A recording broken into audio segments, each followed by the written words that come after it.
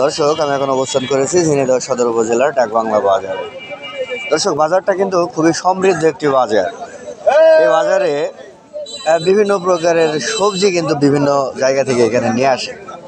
তো আমি এখন দাঁড়িয়ে আছি পেঁয়াজের বাজারে, পেঁয়াজ এবং রসুনের বাজারে পাইকারি।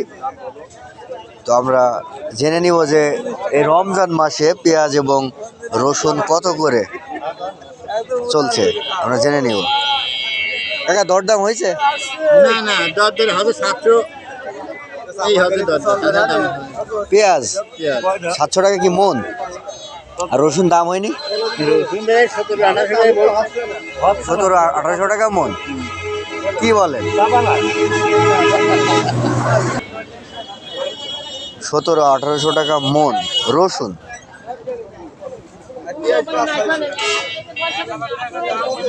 পেঁয়াজ 500-600 টাকা।